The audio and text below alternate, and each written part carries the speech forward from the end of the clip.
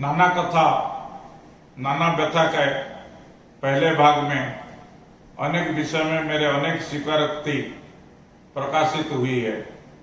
इस संस्करण में इसी प्रकार कुछ स्वीकारोक्ति मैं प्रकाशित करने जा रहा हूँ। स्मरण विस्मरण में अनेक बातें याद रहती है, वो अनेक बातें मानव भूल जाता है या भूलने को बाध्य होता है।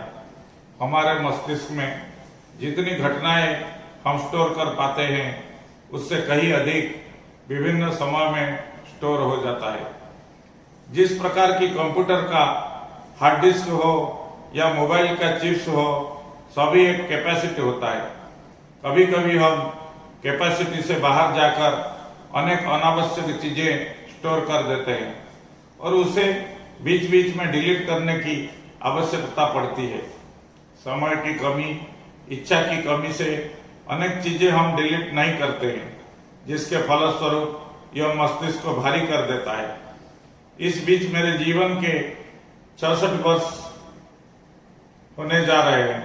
गत 5 वर्ष अप्रैल को मेरा 65वां जन्मदिन लॉकडाउन में बीत गया। इसी प्रकार गत 20 मई 2020 को मेरा 34वीं शादी का सालगिरह भी कोरोना लॉकडाउन में बीत गया था। यह लेख लिखने के दौरान कोरोना संबंधित एक लेख पर बेवजह उत्तेजना सृष्टि होने के बाद स्पष्टीकरण देने को बाध्य होना पड़ा। लेखक के लेख पर कभी कभी अपना बस नहीं रहता है। कौन का लेख किस प्रकार का किस रूप में प्रकाशित होने जा रहा है, इस पर समीक्षा करना काफी मुश्किल है। इसी के भीतर मैं अपनी खुली सोच को लेख का रूप देकर प्रकाशित करता है। इन दिनों विगत एक माह के भीतर मेरे कोरोना के संबंध में कई लेख प्रकाशित हुए हैं।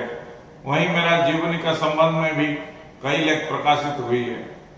आगामी रथ यात्रा के बाद मेरा यह दूसरा भाग प्रकाशित करने का लक्ष्य मैंने रखा है।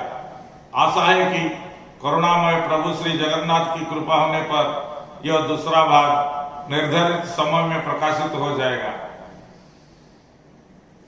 फरवरी 2016 से फरवरी 2020 तक 3 वर्ष के दौरान हनुमान वाटिका में मेरे स्वर्गीय माता पिता की याद में वनराम मुक्त मंडप अधूरावस्था में पड़ा है।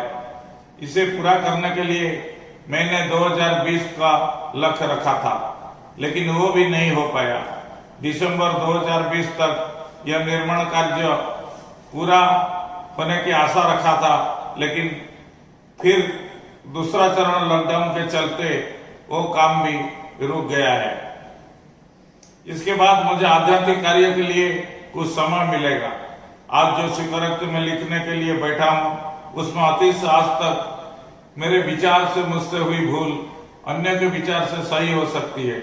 इस प्रकार के अनेक कार्य है जो कि दिल्ली, रांची, जमशेदपुर, रायपुर आदि शहर से उत्कल मेल हिंदी का एक संस्करण प्रकाशित करने में इसके लिए अनेक बाधा विघ्न का सामना करने एवं इन सभी संस्करणों का लाभजनक न रहना आर्थिक व मानसिक स्तर पर मुझे दबावग्रस्त रखा है। दूसरी बात, उड़िया उत्कल मेल के राउरकेला, भुवनेश्वर एवं बाद में पारादीप संस्करण प्रकाशित होने पर भी उचित टीम की कमी से कारण ये सभी संस्करण हिंदी संस्करण की भांति लास्ट प्रोजेक्ट होने के साथ आशा के अनुरूप विकास नहीं हो पाया। यदि पहले से आज तक 1 या 2 संस्करण पर मैं समय दिया होता तो हो सकता था कि मेरा अखबार या मेरा व्यवसाय और अधिक विस्तारित होता। उड़ीसा की भांति एक गरीब राज्यों में एक समाचार पत्र उद्योग को बचाए रखना एवं इसे लेकर लोकप्रियता की शीर्ष पर पहुंचाना काफी मुश्किल है। सामग्रिक तौर पर उड़ीसा की मीडिया जगत की यदि विश्लेषण किया जाता है तो यहाँ केवल राजनीतिक संरक्षण वाले व्यक्ति विशेष की मीडिया के मालिक बने हुए हैं।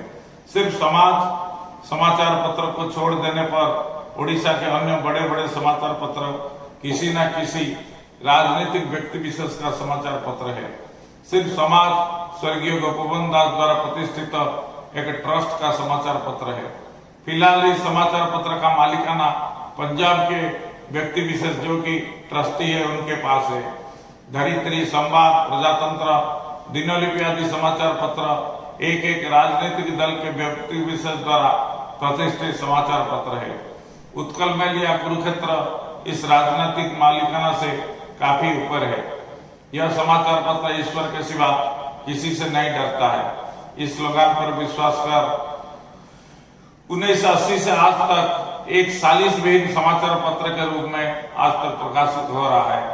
एक संग्रामी समाचार पत्र के रूप में सत्य की खोज में यह समाचार पत्र अनेक समय में अमृत की तरह विष भी पी जाते थे। विश्व अमृत को लेकर दानव और देवता के बीच हुई संघर्ष के भीतर यह समाचार पत्र अपने लक्ष्य से कभी नहीं भटका है। खबरों के पीछे का खबर का अनुसंधान करने में सत्य को सारथी बनाकर महाभारत के श्री कृष्ण ने जिस प्रकार अर्जुन का सारथी बनकर विधर्मियों को सहार कर एक धर्म का भारतवर्ष, एक सत्य का भारतवर्ष निर्माण करने के लिए कार्य किए थे एवं गीता के जरिए पूरे मानव समाज को एक नया दिशा दर्शन दिए थे। इसी प्रकार यह समाचार पत्र अपना कार्य जारी रखे हुए हैं।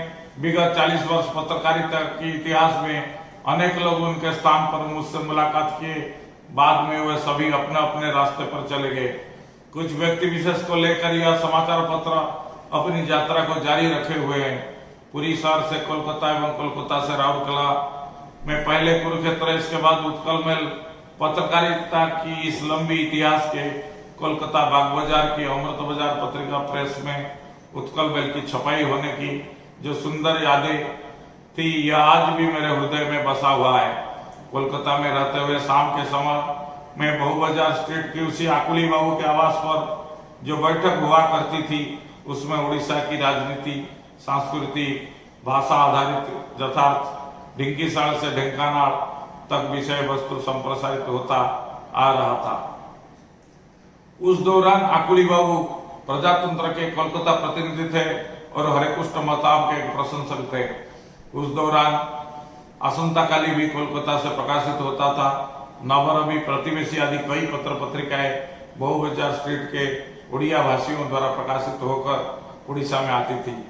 कोलकाता जाने पर मैं उड़ीसा सरकार के गेस्ट हाउस उत्कल भवन में 3-4 दिन रहकर राउरकेला आता था। उत्कल मेल पहले कोलकाता से प्रकाशित होता था। उस दौरान कुरुक्षेत्र राउरकेला से प्रकाशित होता था। कुरुक्षेत्र बंद होने के बाद बाध्य होकर मैं उत्कल मेल को राउरकेला प्रेस में कोलकाता से स्थानांतरित किया। बाद में पुनः 2009-10 के दौरान कोलकाता में एक प्रेस की स्थापना कर पुनः उत्कल मेल का कोलकाता संस्करण प्रकाशित करने के लिए मैंने प्रयास किया था, लेकिन इसके लिए एक प्रेस खरीदकर 2 वर्ष तक किराया देकर रखने के बाद भी अंत तक यह संस्करण प्रकाशित नहीं हो पाया। अतः मैं उस प्रेस को रायपुर उठा लाया और रायपुर में कर्मचारी को इसकी जिम्मेदारी दे दी।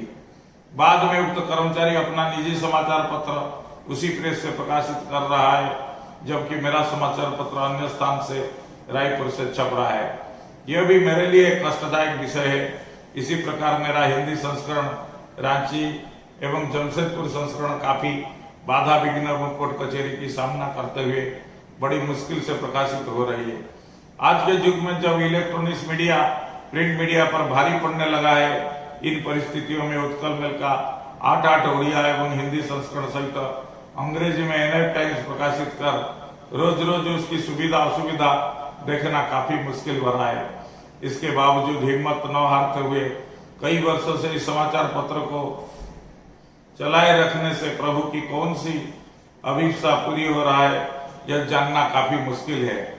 बीच में कुछ दिनों तक एक सांध्य दैनिक सांध्य उत्कल प्रकाशित किया गया था, लेकिन टीम की कमी के कारण यह समाचार पत्र बंद हो गया। इसी बीच डिजिटल मीडिया के अंश स्वरूप उत्कल मेल प्रकाशन की ओर से एक उत्कल मेल टीवी शुरू होकर 1 वर्ष पूरा कर चुका है। ट्विटर, व्हाट्सएप, फेसबुक, यूट्यूब आदि के जरिए यह उत्कल मेल टीवी समाचार प्रकाशित करने के नए युग में अपनी स्थिति को मजबूत करने में लगा है। आशा है कि आगामी दिनों में उत्कल मेल एवं उत्कल मेल टीवी मीडिया जगत में अपने को मजबूत रखने में साथ 21वीं शताब्दी के लोगों को आवश्यकता को पूरा करेगा। इसी आशा एवं उत्साह के साथ हम कार्य करते जा रहे हैं। फल प्रभु जगन्नाथ के हाथ में। संपादक उत्कल मेल। जय हिंद।